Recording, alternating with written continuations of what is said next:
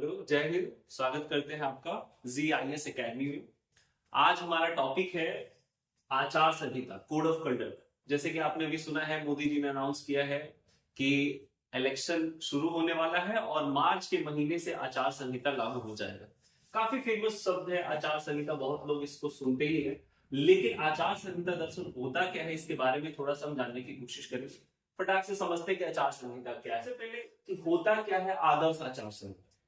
आपको पता होगा कि हमारे संविधान के अनुच्छेद 324 में, संविधान के अनुच्छेद 324 में चुनाव आयोग का जिक्र है। चुनाव आयोग का काम क्या होता है कि देश में होने वाले विभिन्न इलेक्शंस, जैसे लोकसभा का चुनाव हो गया, विधानसभा का चुनाव हो गया, राष्ट्रपति का इलेक्शन हो गया, उपराष्ट्रपति का चुनाव हो गया, इस तरह के विभिन्न चुनाव को कराने की जिम्मेवारी चुनाव आयोग की होती है।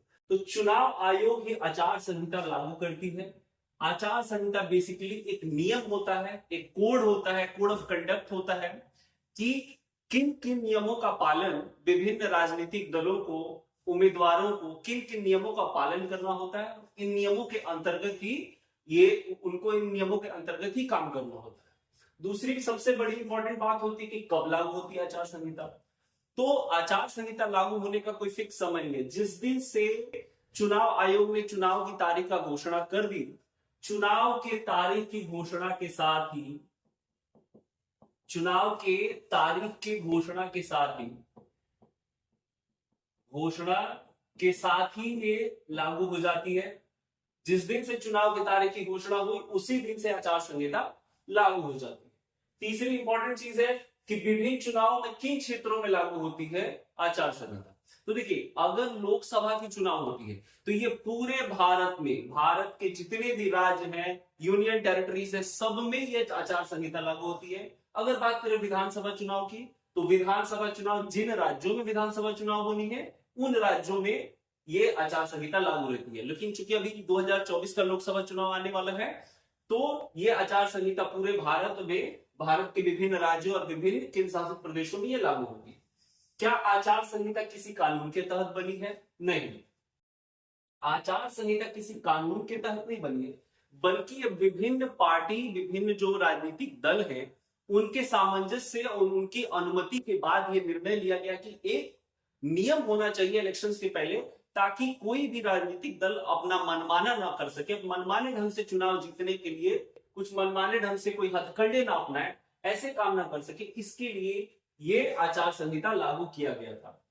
सवाल यह आता है कि भारत में सबसे पहले कब लागू हुई थी आचार संहिता। तो देखिए, सबसे पहले भारत में आचार संहिता लागू हुई थी 1960 के विधानसभा चुनाव।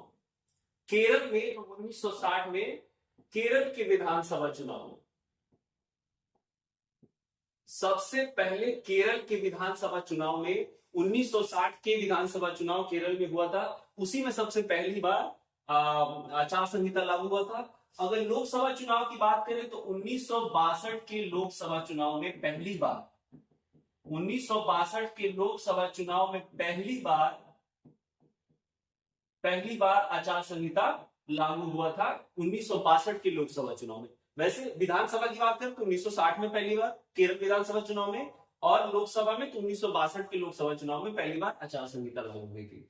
एक सवाल यह भी आता है कि क्या जब आचार संहिता जब लागू हो चुका है, तो उस समय क्या जो उस चुनाव से संबंधित जितने भी अधिकारी हैं, क्या उनका ट्रांसफर हो सकता है, क्या उनका प्रमोशन हम कर सकते हैं? तो नहीं। आचार संहिता जब लागू हो गया तो चुनाव से संबंधित किसी भी अधिकारी या चुनाव से संबंधित किसी भी उससे रिलेटेड कोई भी अधिकारी है, उसका ना तो ट्रांसफर होगा और ना ही उसका प्रमोशन हो सकता है। अब सबसे बड़ा सवाल है कि आचार संहिता में होता क्या क्या है, उसकी विशेषताएं क्या क्या है। तो आइए एक एक करके डील करते हैं। पहली विशेषता के बारे में चर्चा करते हैं।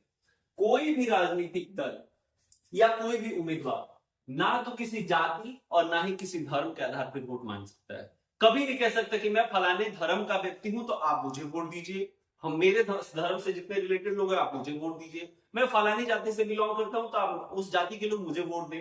तो इस तरह के जाति और धर्म के आधार पर वोट नहीं मांग सकते। इसके लिए आप ना किसी मंदिर, ना किसी मस्जिद, ना किसी चर्च, गुरुद्वारा का प्रयोग नहीं कर सकते अपने वोट के इलेक्शन के प्रचार करने के लिए आप ऐसे जगहों के किसी भी धार्मिक स्थल का प्रयोग नहीं कर सकते। दूसरी सबसे इंपॉर्टेंट बात है कि कोई भी राजनीतिक दल या उम्मीदवार किसी ऐसी गतिविधि में शामिल नहीं होगा जिससे किसी धर्म का, किसी जाति के लोगों के बीच में घृणा और तनाव का माहौल उत्पन्न हो। मतलब दो जातियों के बीच में लड़ाने का काम, बेसिकली धर्मों के बीच में लड़ाने का काम, मतलब कोई ऐसा भड़काऊ भाषण ना दे किसी धर्म के खिलाफ ताकि दो धर्मों के बीच में, दो जातियों के बीच में घृणा और तनाव का माहौल कायम हो जाए, ऐसा नहीं कर सकते। तीसरा पॉइंट कहता है कोई भी उम्मीदवार किसी दूसरे उम्मीदवार के निजी जीवन या उसके परिवार के ऊपर कोई टिक्का टिप्पणी नहीं करेगा। आपको प्रचार करना है, आपको किसी दूसरी पार्टी या किसी दूसरे उम्मीदवार की नीतियों के खिलाफ बातें करनी, आप कर सकते हैं। नीतियों का खुलेआम आप उनका विपक्ष में उसके बातें कर सकते हैं, उसकी नीतियों से आप सहमत नहीं है, आप उसके बारे में करिए, लेकिन आप उसके जीवन पे, उसके प्राइवेट लाइफ और उसके फैमिली पे कोई टिक्का टिप्पणी नहीं कर सकते, कोई नेगेटिव कमेंट नहीं कर सकते। चौथा पॉइंट कहता है कि मतदाताओं को धमकाना, घूस देना, मतदान केंद्र के 100 मीटर की परिधि में चुनाव प्रचार करना, मतदान समाप्त होने के 48 घंटे के भीतर सार्वजनिक सभा करना, इन सब पे प्रतिबंध है। ना आप किसी को धमका के वोट ले सकते हैं, ना आप उसको घूस दे के वोट ले सकते हैं, ना आप मतदान केंद्र से 100 मीटर के पेरीमीटर के रेडियस में आप क्या नहीं कर सकते जी, चुनाव प्रचार नहीं कर सकते।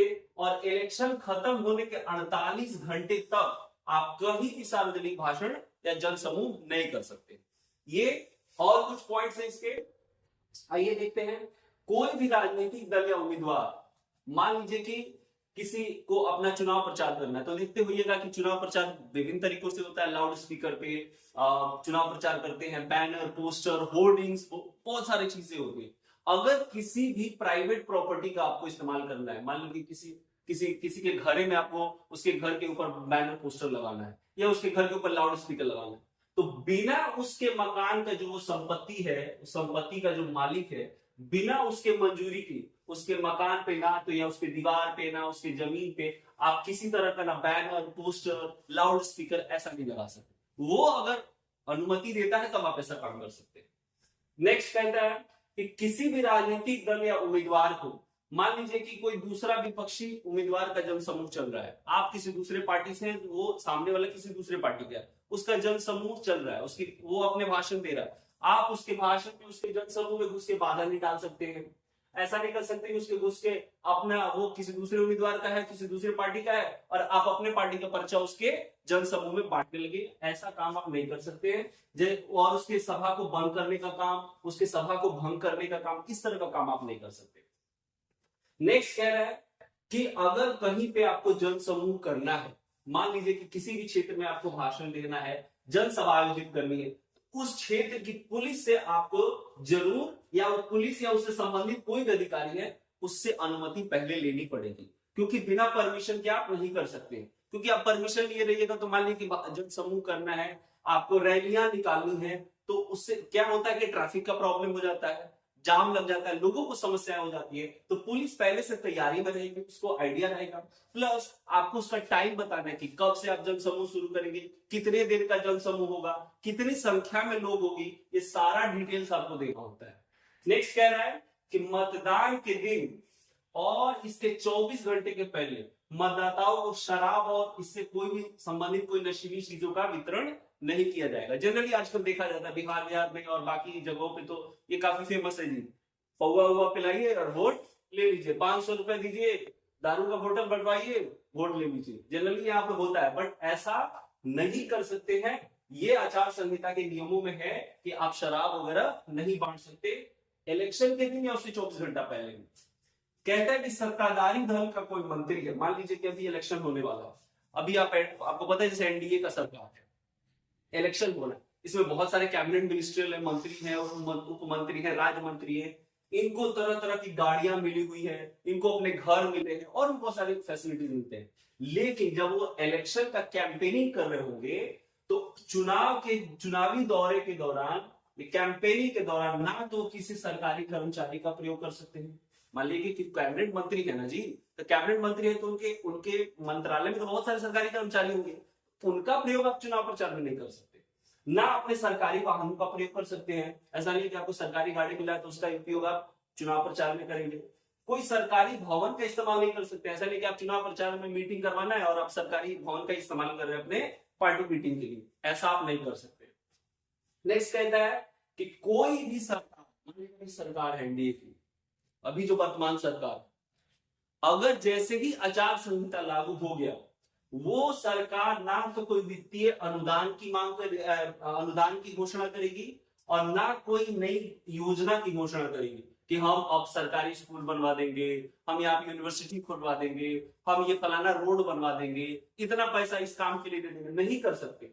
जिस दिन आचार संहिता लागू हो गया, किसी भी तरह की कोई भी सरकारी योजना या सरकारी घोषणा या किसी भी तरह के वित्तीय अनुदान की घोषणा नहीं कर सकते। और एक और आता है कि सरकारी खर्च से कोई भी विज्ञापन नहीं कर सकते। आप भले सरकार में है, सरकार के जो भी पैसे हैं वो आपके कंट्रोल में है, लेकिन आप उस सरकारी पैसे का इस्तेमाल या सरकारी फंड का इस्तेमाल आप किसी भी तरह के प्रचार प्रसार में नहीं कर सकते। मोटा मोटी ये सब बातें थी जो आचार संहिता के बारे में जाननी थी।